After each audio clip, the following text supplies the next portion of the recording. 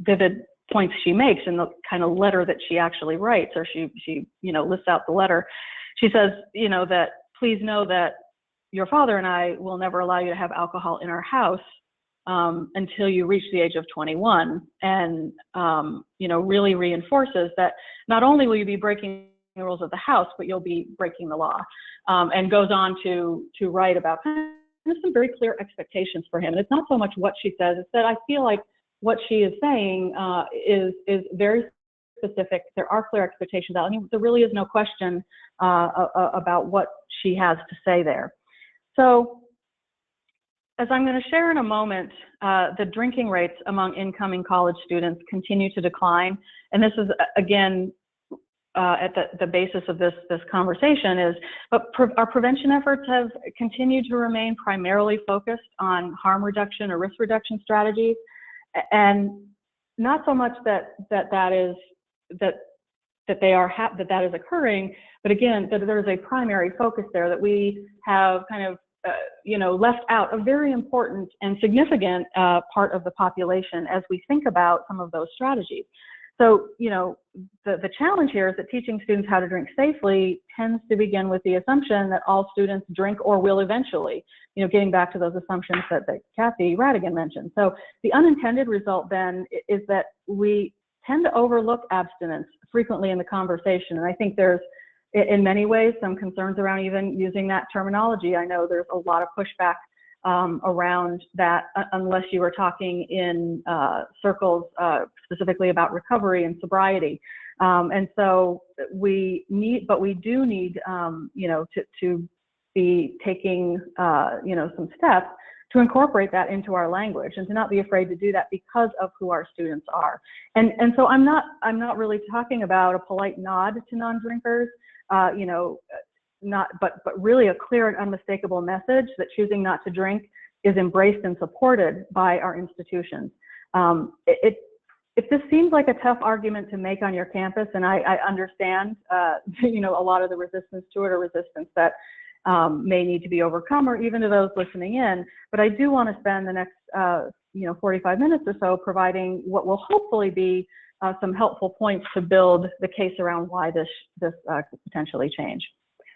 So the first question we ask is, I'll just start right out with, is what's the harm in harm reduction? Because I know that's probably the most provocative part of this conversation. But the simple answer is there is nothing wrong with harm reduction. Risk and harm reduction has long been included as part of a public health approach, part of a social ecological framework. We look at the risks that students bring, that they have both from an individual and peer level and a relationship level. But I will say that, monitoring the future does illustrate the need to challenge some of these by looking at the evidence that no longer supports a focus on harm reduction. And that's really what we're talking about. So if we think about our strategies, and we're looking at, for example, incorporating the Institute of Medicine's model around prevention, which says we should have strategies that first and foremost address the universal population. Address an entire population. Those we know as universal strategies. Those that are selective or targeting a subset considered to be at risk, and then finally indicated, which targets individuals with early warning signs. And so really where we're going with this is that programs that emphasize responsible or low risk drinking, quote unquote, really are not universal strategies. And that's because despite what we may call them, they really don't speak to all students. So we need to think about how our messages, if we are talking about responsible or low risk drinking, that's not just responsible or low risk, that we are really clear, around what we expect from our students, and what we want for them in order for them to stay safe and healthy on our campuses. So the other part of this is that, most 18 to 24-year-olds, and this is a particular challenge that often gets overlooked in conversations, is that most 18 to 24-year-olds don't really live in the world of responsible and low risk. So even if we are incorporating those messages, we need to be thinking about, what the potential implications are for that. So to kind of highlight that or dig into that a little more, I want to just briefly look at adolescent brain development and those implications. So we start with looking at that development of specifically the prefrontal cortex, so which is the last part of our brain to fully develop. And a lot of the science around brain development, especially in the last 10 years or so, has really shown us when we, a lot of what's happening in terms of developmentally for these students again, because it's usually not fully developed until our mid-20s. The challenge is that this is the part of the brain that's associated with logical reasoning, impulse control, and decision making. So, this explains for some folks, especially in the research, why half of all adult mental illness and addictions begin before the age of 14, and actually 3/4 begin before the age of 25. And also the first episode of of serious mental illness occur in the 16 to 25 year range. So in the research, this is attributed to the presence of high emotion in the presence of intense peer pressure, whether it's perceived or otherwise, that pressure. And plus the perception that some type of short-term reward will be obtained. Ultimately, they say this leads to a compromised ability to make thoughtful decisions, especially if those decisions are based on mixed messages. So add all of that together, and not understanding or not having a clear understanding of what the message is from a student perspective really does, set them up. We have set them up in many ways through these processes. So I think it also highlights the role that peer influence plays, and likely why social marketing campaigns that reinforce normative data is so important, particularly if that normative data supports healthy decision making as an expectation of the institution. So social norms campaigns specifically, tend to focus on this many students, have 0 or fewer, 0 to 2 drinks, or whatever the message might be based on our data. Maybe we start to consider social norms marketing messages that identify just how prevalent the choice to not drink at all is among our students and our campuses as well.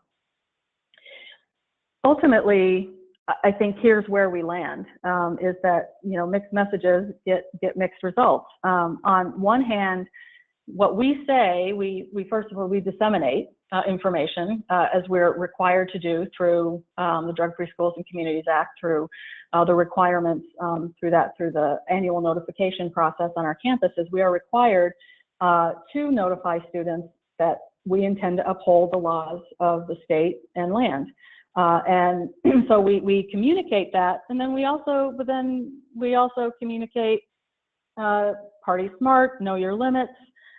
We pass out red Solo cups with a standard drink mark, and tell students this is, with the messages again, know your limits, and through that yet undeveloped or still developing prefrontal cortex, what students hear oftentimes is that drinking's okay and maybe even expected, just don't get caught, or there's a number of ways that can get interpreted, particularly depending on how students are already choosing to drink or not drink. So that is can be, again, very confusing. And if we really are honest and ask how this has been working, it's not working as well as we would like, right? We've seen a lot of positive change, but we also more often than not continue to be frustrated by why students don't pay attention or listen or respect policies. And this is a great quote from some work by Kelly Bender that kind of, was pretty straightforward, that mixed messages create confusion and frustration, so that when we enforce laws, students actually question the value of the rule that they were caught violating rather than their choice to violate it. Because, well, you said that it was okay, or I certainly got from whether it's what you said directly or indirectly. I think, as one college student put it to me once, so you teach me to drink safely, then I get caught because I'm underage. I go to basics where you teach me how to drink safely. I don't get it. And, sometimes it's the questions that students ask that really do remind us of, how we are in many ways challenging ourselves. So just as Kathy Radigan highlights, again, the mixed messages create confusion and frustration. And she says it for teenagers, but certainly for those in college as well. So a lot has changed in 20 years. So to provide a bit of context, and also just for a little bit of interesting sidebar here, for the most part, you know, some things haven't changed, but a lot has changed. And I would remind you and many listening will find this interesting. When I was thinking, you know, what has changed kind of outside of the realm, if you think about 1991, when Monitoring the Future first started, or was, you know, has started to show or identify trends from high school students. This is the percentage of 12th grade students who didn't drink in the past year. So in 1991, that percentage was 22%. That was the same year that Johnny Depp was yet to be a pirate in the role that we mainly know him. We were listening to Nirvana and LL Cool J. The Giants won the Super Bowl, but I think many people who recall that what folks remember from that Super Bowl was the iconic performance of Whitney Houston, or by Whitney Houston, of the national anthem, and that certainly has been referenced over the years at every Super Bowl performance. But we watched sporting events like the Super Bowl on TVs that were bigger than most of our furniture, and phones that were pretty much equally large, and that was the first year that was the year that Apple introduced the first laptop, and so I think that it's really important, again, for context, to understand that this has been a long time, and yet I think many people, and I hear this on the campuses that I go to, certainly, really still are in that mindset of 20 years ago. What was happening in terms of prevention on the college level is in 1989, the Drug Free Schools and Communities Act amendments were put in place. It amended the Higher Ed Act of 1965. This is what we know as Edgar Part 86. Again, the requirements for annual notification and biennial review. This is not a nice to have, it's a have to have. And you know, we are starting to see more compliance around this particular requirement as well. But then we had Fund for the Improvement of Post-Secondary Education. FIPSE awarded over $100 million in grants to you know, almost 800 institutions to set up alcohol and other drug prevention programs, particularly hiring staff in that field. In 1993, the College Alcohol Study introduced the concept of binge drinking. And interesting here is that the controversy that spawned. If you look up binge drinking now, you see what we know as the current definition. But the reason, you know, that raised controversy is because in the clinical setting, binge referred to 2 days of uninterrupted drinking with 1 day of incapacitation, which some might say could happen on a college campus. But we really did, you know, change that terminology to meet some of the behaviors, and to draw attention to the issue in a way that would really, you know, get people to notice. Then in 1994, the Department of Education funded the Higher Education Center for Alcohol and Other Drug Prevention. So there was a lot of activity during a very short period of time around college drinking, a lot of attention to the issue. And as that was happening, we were seeing increases in the number of students who didn't drink in the past year. It was starting to go up slightly. And in 2002, we, you know, the seminal publication of a call to action, you know, asking, you know, this really was an opportunity, something that had never been done before. Finally, someone was telling us, this is what the evidence is showing works in prevention. You know, the subtitle is Changing the Culture of Drinking at U.S. Colleges. And so it's an interesting question to ask, did we change the culture of drinking at U.S. colleges? And to a lesser or greater extent, perhaps we did. But I think there's other pieces of this conversation that we need to be having in order to truly understand the role it played. Because at the same time, again, now we're starting to see, you know, increases, again, continuing increases to the point where since 1991, there's been a 100% increase in the number of students who didn't drink in the past year. And all the while, you know, how have we considered these changes and considered these you know, this data as we think about our students, because even though this is high school data, these are the students that are coming to our campus. We need to understand those students. We need to know what it is that we should be doing, we should be thinking about it. Because when we look at the data from Alcohol EDU, so if we look at youth among incoming first-year students prior to their arriving on campus, so this is the national aggregate, this isn't one particular school, what we see is since 2007, so in the past decade or so, that non-drinkers have gone up. Non-drinkers being no alcohol in the past 2 weeks. And I will say that 3/4 of these students in this category did not drink in the past year.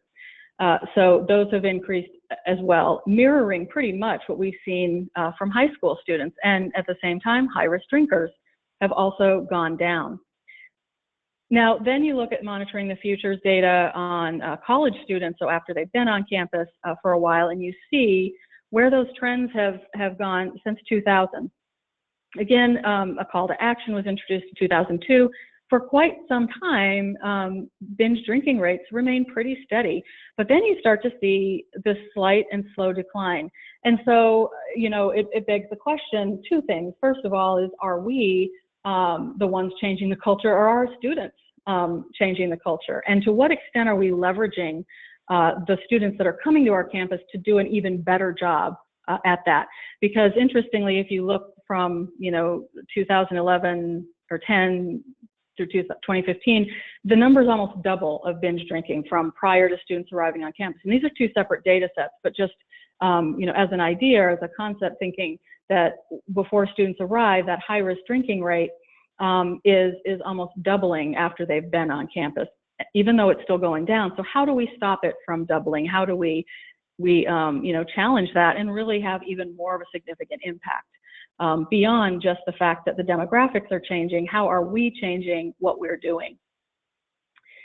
Important to the conversation is also, the idea of Generation Z, and it says meet Generation Z. I think we've already met them. They've been, based on some studies, they've been on campus for a while. Others are saying they're just now, arriving in the last couple of years. But compared to millennials, this is what Generation Z is all about.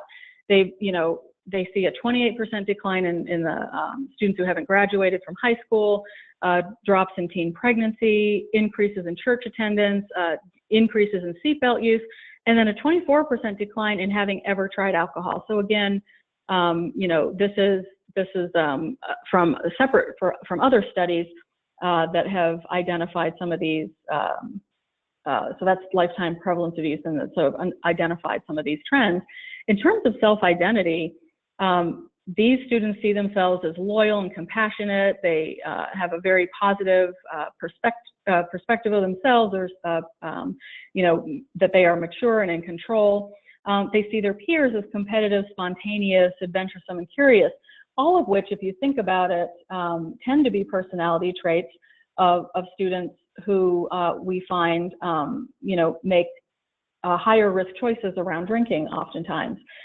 So it's really important that we do create campaigns and messages so that, if students do truly see themselves as compassionate and open-minded and in control, that they don't feel they need to seek out a different identity in order to feel part of a group. And particularly if that identity tends to put them in situations where they feel that they have to drink in order to fit in.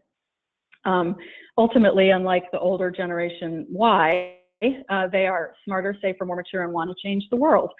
So we definitely need to be thinking about that as we design our programs, as we reach out to these students and identify who they are.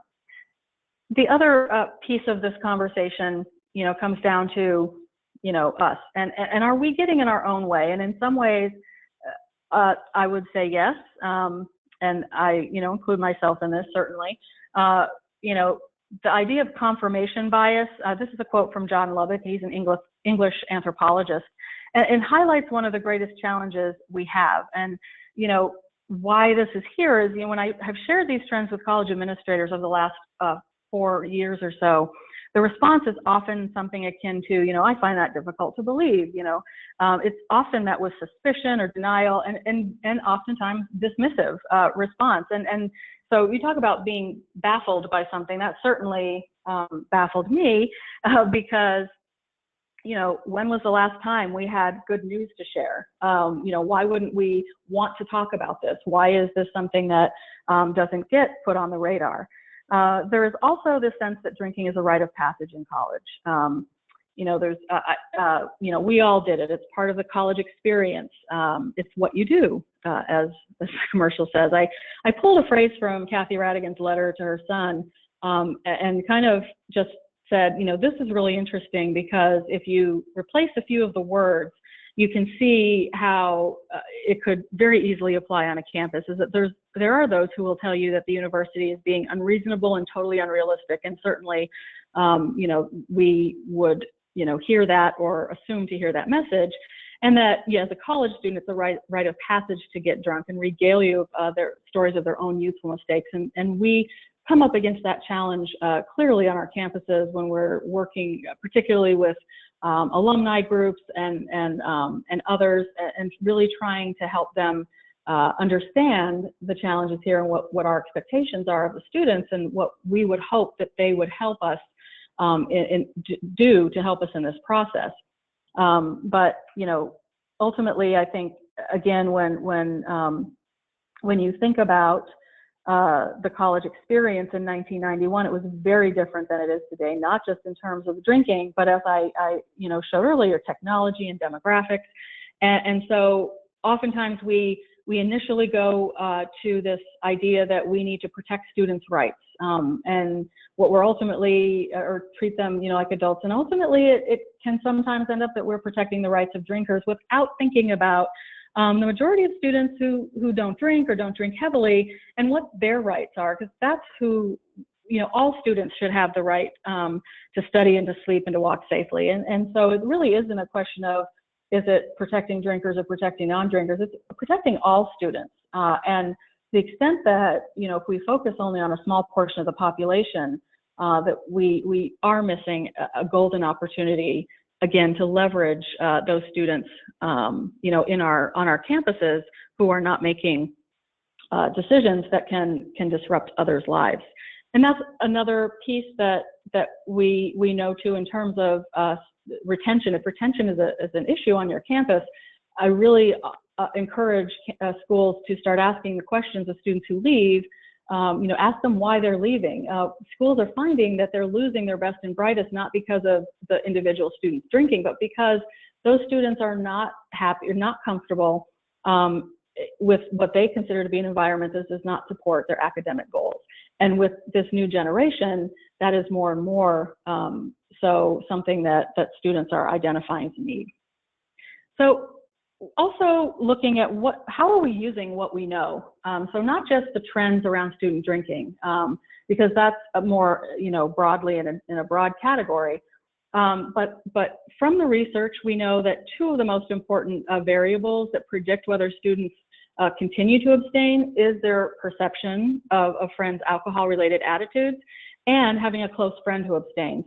And so looking at that research, one of the things that we did about 5 or 6 years ago now is we added a question to the course asking students who said they didn't drink in the past year. We asked, would you like to connect with others who have also decided not to drink? And they can select yes, no, they raise their hand essentially, they provide their name and email address, and then administrators get a list of students who have opted in here. This data is available before students arrive on campus, so when they're taking survey 1, so it gets uploaded in real time. And I really encourage campuses to reach out to those students. If you are not using Alcohol EDU, there's no reason why that can't be added in whatever survey that you're using. If you can add custom questions or do your own survey and have an open field response where you ask students if they want to be contacted and to provide their contact information. This is not the only way that it can be done through the course, but I do want to encourage those who are using the course that you access those lists and you do reach out to those students. ultimately what we've seen is that between 12 to 15% or 10 to 15, anywhere in that range, of students self-select to be connected with like-minded peers. And so there is a significant portion, because we've been doing this, a number of campuses over several years, a number of campuses have built up quite a strong community of non-drinkers and abstainers, and have really, again, they become student-driven when these students are engaged, and they create their own kind of support network. And a couple hundred students on some campuses every year, being able to reach out to those students has certainly helped to grow that community. Students also are telling us, what types of, whether or not they would like to attend alcohol-free events and activities. And we then ask students what types of activities. We give them a list of about 30 options. And so that's also available. Interest in planning these events and activities. Mention the abstainer list. We've also recently started asking students if they're interested in receiving information about recovery support services. We're getting a lot of response from students on that particular question as well. And so again, we do tell students that there's no guarantee that anyone will reach out to them, but I do encourage campuses to use this information, engage these students, spend some time really understanding who these students are, and also understanding what they're saying to us while we're listening, because for as long as we've been doing this, always in the top 5, some of the choices have switched. Initially we saw a lot of requests for bowling. There were some other interesting, opportunities that students selected in the top 5, but always we've seen music nights and movie nights, not surprising. But more importantly, the idea of they're looking for nothing specific, just a cool place to hang out. And I would say that this is something we have very much, I don't want to say ignored, but have not spent enough time, cultivating, not enough time kind of advocating for on our campuses. When there's space being planned, are we at the table? Are we engaging students to find out what type of space they want, that they can make their own? Many campuses are finding that students are using the library for their hangout space. They're ordering pizzas, watching movies, because it's the only building that's open for 24 hours in many cases. And so students are saying, whether directly or indirectly, that we want to connect. And connecting is a huge part of this conversation. We need to provide those opportunities for students to engage with one another. Particularly if we want students to feel part of our community, part of any community on the campus. If we tell them as they're coming in that, we support the choice not to drink, we need to back that up by not rolling up the sidewalks at 5 o'clock on a Friday and giving them no other choice but to walk to house parties, off-campus locations, to bars, et cetera, et cetera. We can't just say something, we really need to put our money where our mouth is. So this gives you great data to do that, and a great opportunity to make the case to those on campus that need to hear it. This is simply, if you're using, again, the course, this is how you would access data. I would encourage you to reach out to your customer success representative to learn more about how to access these lists if you are not aware of how to do that at this point. Again, you can download them the minute students start to take the course. The names start to appear. So the sooner the better. The sooner you can reach out to them, the better, and put a plan in place. So if we're going to shift the paradigm, it means we need to have we need to think about what that narrative, that new narrative, may look like to go with it. And the thing that I guess I would start with is saying, first and foremost, any narrative should be grounded in the research. So let's start by looking at some of the research that we haven't really been effectively leveraging for a number of years. So such as improved academic outcomes among non-drinkers as compared to moderate and high risk, the fact that with each year that a person delays their drinking, the risk for developing dependence decreases by 14%. Let's think about how people who drink in a high-risk way when they're under 21, or in their early to mid-20s, are more likely to be heavy drinkers later in life, experience ongoing health and safety problems. I mean, there is ongoing data and research that we can, use again, to leverage this idea that ultimately, you know, we can craft messages that don't unintentionally communicate that we know you're going to drink, just be safe.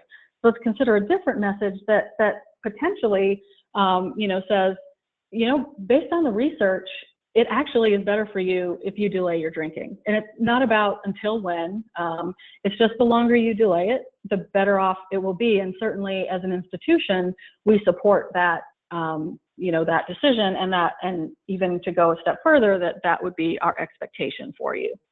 And so the way it might look is specifically, here's how one university message it is that we expect you to delay drinking as long as possible if you choose to drink at all, because we know from the research that it's in your best interest to simply wait. And here's the research that reinforces and supports that. You know, I think we underestimate that students, you know, don't want to know why we come up with the decisions that we do, but I think it's important for them to know. I think it's important for parents to understand, alumni groups, whoever it is that you're trying to engage around this issue, the critical stakeholders to gain buy-in need to understand that this is not a prohibition message. This is not you know, an issue around the legal drinking age. This is really about, regardless of all of that, what we know from the research to be, you know, help you be successful academically, socially, emotionally,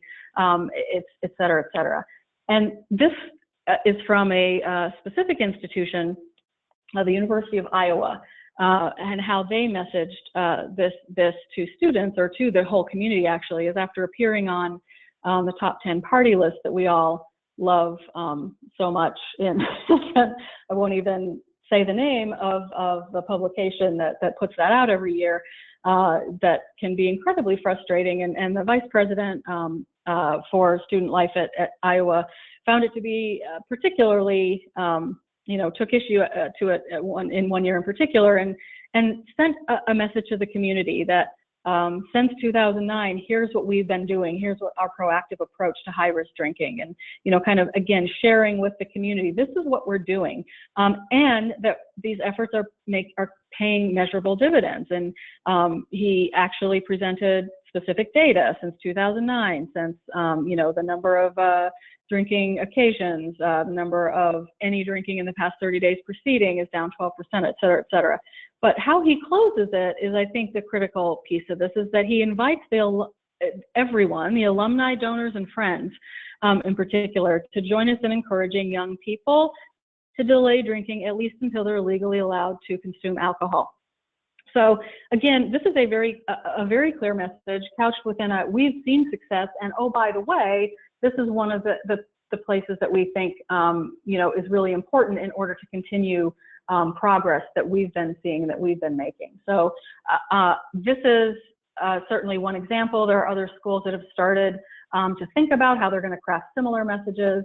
This can be part of a strategic plan. There's a number of ways to think about it that I think is really important. So even though it may not become this specifically, you know, let's think about what works for our campus, and how we can, again, you know, build capacity for that and build support for those types of messages. And certainly it's not going to happen overnight. And I will share in a moment the story of how it happened at University of Iowa. But I had mentioned earlier that Tom Hall has presented with me on this, and this is one of his you know, favorite slides to include, and I do like it. I think it makes the point that we talk a lot about, or hear a lot about, tradition, and we can't change things because they're tradition, even if it's been the last 4 years that has been the tradition versus 20.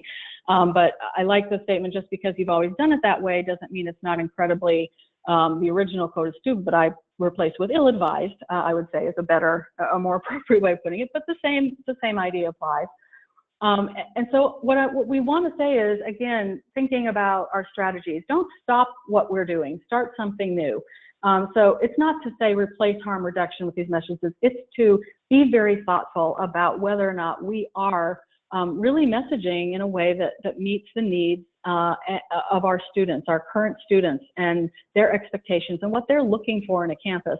You know, seek out non-drinkers to learn the extent to which they believe the university is supportive. So things like there's two statements here that really, they come out of empathize with the end user, think like a traveler. These come out of the work of David and Tom Kelly at Stanford in a book they wrote called Creative Competence, where they challenge people to think very creatively about some of the real,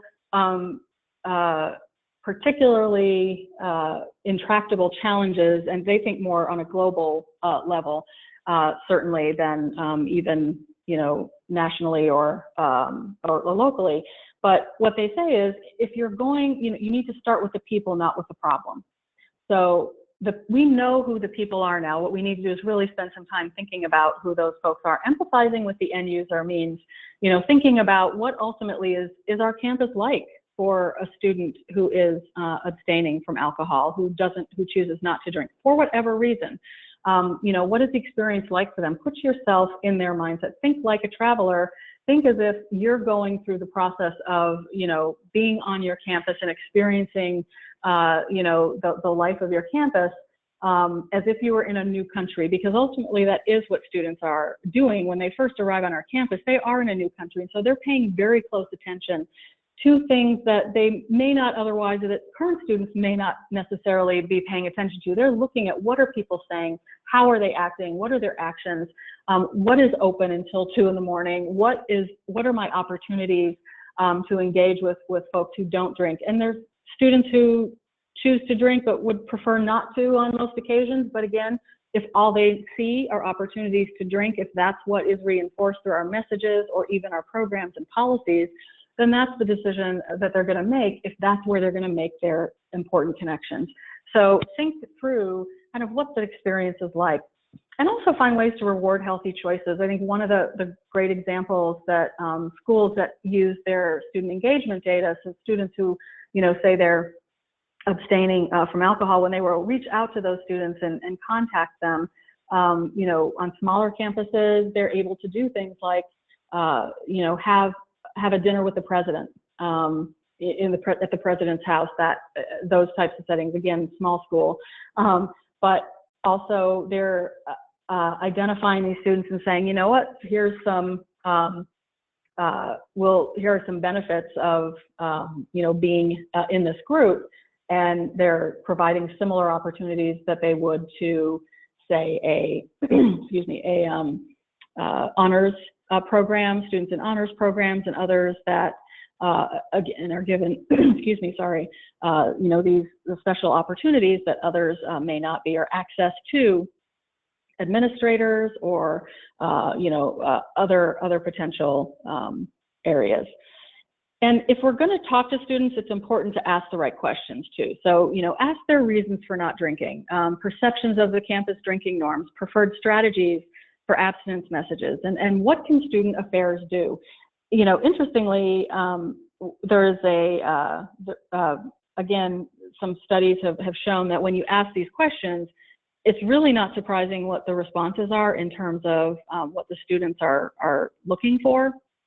And, you know, they talk a lot about social media. They talk a lot about how the messages are, you know, to try and incorporate humor in some way without being, you know, without being misunderstood, to make sure that student affairs, they point to student affairs as probably the most critical group, student affairs administrators in particular as being a really critical group that they look to for leadership on this, and for to kind of inform their perceptions about the role of alcohol on the campus and where they fit in and whether or not they fit in. So if you're going to build support for a paradigm shift, you know, certainly you may not want to start with student leaders or senior leaders. That may be more of a challenge depending on the organizational structure, but clearly that's where you want to get to, so that you have, so they are in your corner and can support through the messages that they share, you know, similar opportunities. So use the data, use your own data, use some of the data that's shared here, you know, use that to be persuasive. Don't be afraid of losing credibility. I know that is easier said than done, but I will tell you that those who have been concerned about that and move forward with these types of, you know, these types of messages and with these types of goals, have found that there's actually more support than they realize out there. So again, our own perceptions of how we will be perceived and supported sometimes get in the way. And don't be afraid to challenge those traditions. Even creating a strategic plan for non-drinkers or abstainers versus just a strategic plan, for alcohol prevention in general, is to really think about those populations of students. So, and it's not just abstainers, non-drinkers, and drinkers, or low-risk drinkers, high-risk, along those. It's also, individual student groups, stepping away again from our assumptions about who is particularly high risk. We need to be collecting data to identify those students and know who they are so that we can create appropriate targeted strategies. But one of the things that a study on a particular campus learned was that students, the implications from the research done here was that student affairs professionals really do play a significant role because they build and support university injunctive norms by offering these activities and leveraging social media to highlight those options.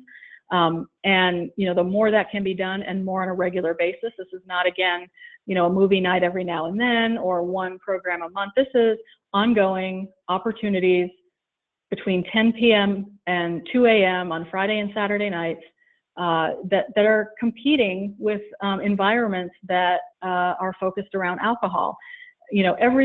Every school will say that, all of our activities are alcohol free, but if they stop at 8 o'clock, that's not really supporting the needs of students. It's certainly not, meeting their needs in terms of when they are looking for these opportunities. And that's why creating space for them to create their own, environment and kind of build that out is so critical and important, and campuses are starting to really notice that. Cultivate that sense of community and belonging among non-drinkers and their friends. So again, reinforcement that students do see student affairs as critical to this process of feeling supported, and it does impact how they perceive drinking at the school, the level of drinking that their perception of the level of drinking on a particular campus. So, this is a fundamental shift in how we've been thinking about the issue for almost 3 decades. But if we really want to change college drinking culture, we do need to recognize the changes in our students, admit that not enough is being done to normalize the choice not to drink. It's not about, again, substance-free housing and movie nights, but it's about prioritizing the rights of students that are already behaving in a way that's consistent with our community expectations. And if we fail to do that, we're really not protecting our students, whether it's their ability to study, to sleep, or to walk across campuses, as we mentioned earlier. And for those who may be questioning this radical departure, I would just say, why not give it a try, right? Because ultimately, nothing changes if nothing changes. And that's I think that's probably, the best way to land on this issue is that we have to always be creative, but also recognize that it's not us who think that these changes are occurring. We know from the data, we know that our students are telling us, and so we need to get on board with that and make some progress around this really, really critical issue. I do want to make one last comment here, is that I would like to make a special note of appreciation for the work of the late Kelly Bender, who really wrote extensively on this topic during her time at the University of Iowa. And you talk about someone who definitely was not, did not have any fear of challenging tradition or losing credibility. When Kelly, wrote on this is something that in my conversations with her, she pretty much said, I'm not really sure what the reaction is going to be when I kind of put this out there, and we shall see. And I don't know that she was able to see it through in a way that she knows that it really has taken on some life. And I do think that it's important to recognize not only her work but others who kind of have jumped on board with this and really have found that the work that she did and kind of this message or this idea of shifting the paradigm does resonate more so than we think it does, and it continues to, because this was written about her writing started about 5 years ago, and we've seen even greater increases in non-drinkers coming to campus. So it's even more timely now than it was when it was originally written. So I do want to recognize her contribution as well as everyone else's to this really important conversation.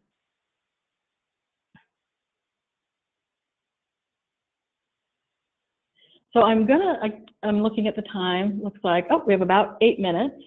So there are a couple of questions, I believe. The challenge on my campus, focusing on those who choose abstinence, is less than a quarter of my students currently make that choice. In social marketing, low numbers that don't lead really helpful. What do you suggest? So I would say that, first of all, it would be interesting to know if there aren't more students out there. So I would definitely, try to locate those students or find a way to identify with the data. I know it says, you said only a quarter, but that's okay, because even if it's not a majority of students, it's really important to engage that quarter of the population, to find out who they are, to identify those students, to engage them and say, all right, how do we build this out? Because it may be that it's not that a quarter of students, only a quarter of students are not drinking, it's that perhaps there were more than that, but came into an environment where that quickly shifted. And so that may be part of the conversation too, is identifying what elements of the environment could contribute to maybe students coming in having not, don't prefer to drink, but may feel that they have no other choice. So, there's a lot that I could say on that. I'm happy if you want to email me directly, and happy to do that. Let's see. Looking at a couple others. How do you advocate for messaging when your colleagues may not believe in abstinent empowerment education as an effective strategy? Well, I think, again, it's using the data. So I would put the question back to them. If you don't believe that this is effective, what are we supposed to do for this percentage of our students who don't drink? Because there are lots of reasons why we need to reinforce the message for them. And even if they don't believe in abstinence, empowerment, they certainly can believe in, hopefully, messages that are consistent with laws and policies that institutions are expected to uphold by, through requirements, from the federal government, or risk losing funding. And I know it seems like, yeah, everybody knows that we have to, but then, wink, wink, nod, nod. But we really need to challenge that and get away from that in order to make some progress here. And I think you just have to keep pushing. You have to keep sharing the information, share it in a way, and make sure that they understand this is not your perspective, this is not your idea necessarily, but that this is what you're hearing from students. This is what students are telling us. Here's what we know. If we've got a list of students who are saying, 150 students, if you're on a campus of 30,000 plus, you're going to have, a couple thousand students who say they want to attend, they want to attend, they want to help plan alcohol-free events, use that data, bring students to the table, have those conversations. Don't rely on a few students who have the ear of the president or someone else on campus who says, this is not, what the culture is on this campus. Really challenge those messages. So there's a couple questions about accessing the list, and certainly, as I said, I would encourage you to reach out to your customer success representative. If you already know how to log into the analytics platform, if you go on there, you can just up at the top menu, once you get into where you can see reports, at the top, the drop down under reports gives you an option for student engagement lists, and that's where you can find these lists of students. Someone responded to the, a quarter of the students don't drink. Someone else actually responded saying, I think 25% is a great start. Embrace this and then build. Great comment. I really like this. Where is it? I just missed it and I just lost it. It says, wow, this is what hope sounds like. That's a really great statement. I think that's the perfect way to end. And other questions, I will look to respond individually that we did not get to. You will get copies of the slides. You will get a recording of this presentation. Michele will be sending that out in the next couple of days. And I'm trying to think if I'm looking at anything else that could potentially, be useful or be able to be answered in the next 3 minutes. And I don't think so. So I'd rather take some time and be thoughtful about the responses for folks. So thank you so much for joining. Thanks for your enthusiasm in the questions and the comments. I do appreciate that. And, look forward to seeing some of you actually in a couple weeks at our Campus Prevention Network Summit. Boston in June is awesome. So can't wait.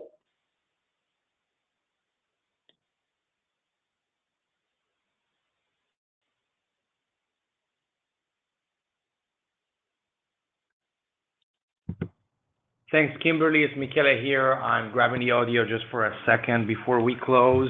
I wanted to thank you so much for this awesome webinar. I've seen from the response from the audience. It's definitely been very well received. And also, I would need to remind everybody that, EverFi as a company provides training. I think your mic is open, Kimberly. We provide a comprehensive training platform for higher ed prevention education, and a lot of the research that our team, on which Kimberly is on, produces then goes into the design of our courses. So if you're curious to see how we are baking all of these concepts into what our training looks like, feel free to type demo on the right-hand side of the screen, and then we'll make sure somebody reaches out to you and shows you around and shows you how our courseware looks like. Thank you very much once again for being with us and participating in the webinar with your attendance and your questions. We're glad that we can bring you these events. Stay tuned because, as usual, we'll be offering more in the future. So thank you very much for following us, and we look forward to the next time.